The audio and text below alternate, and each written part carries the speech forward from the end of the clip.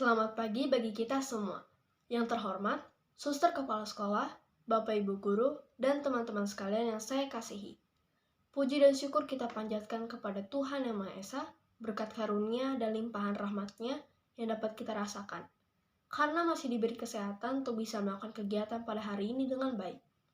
Semoga kita selalu sehat dan tetap dilindungi di masa yang sulit ini. Di kesempatan kali ini, saya akan berpidato mengenai belajar mendengar suara hati untuk membuat keputusan yang benar.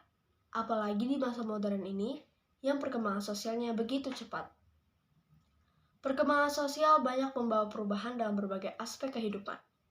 Demikian juga persoalan-persoalan yang ditimbulkannya, seperti efek penggunaan media sosial yang semakin gencar.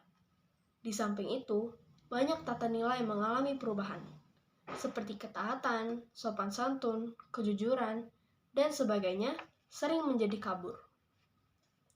Misalnya kurangnya kepedulian untuk mengucapkan terima kasih dan kurangnya rasa tanggung jawab. Berhadapan dengan situasi itu, kaum remaja perlu mendapatkan pendampingan, sehingga tidak salah dalam mengambil keputusan. Mereka harus belajar mengenai keputusan dengan mendengarkan suara hati atau hati nuraninya.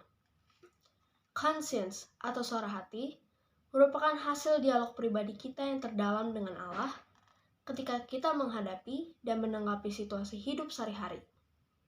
Santo Paulus mengatakan kepada kita bahwa dalam diri kita ada dua hukum, yaitu hukum Allah dan hukum dosa.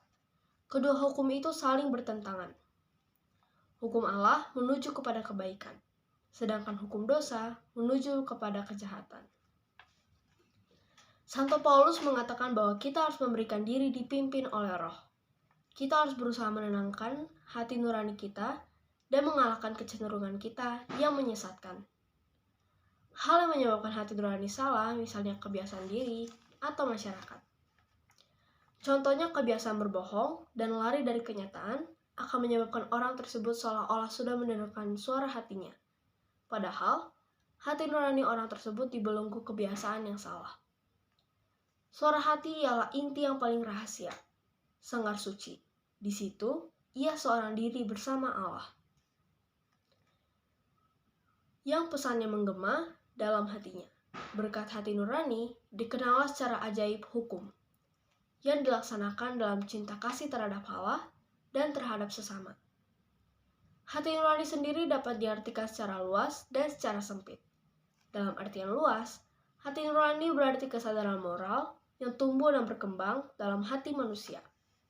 Dalam artian sempit, hati nurani merupakan penerapan kesadaran moral di atas dalam situasi konkret.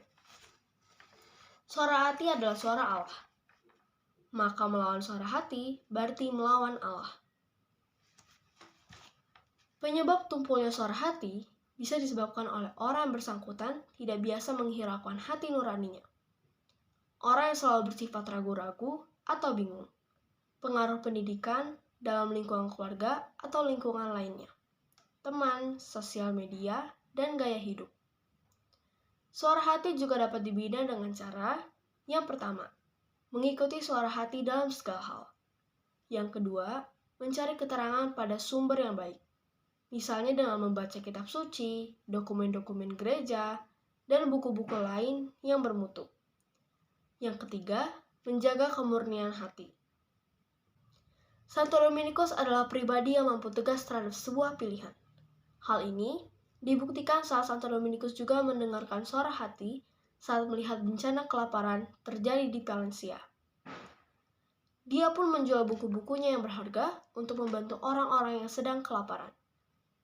Ketegasan untuk bertindak dan membantu sesama manusia ditunjukkan oleh Santo Dominikus sendiri saat bencana kelaparan itu terjadi.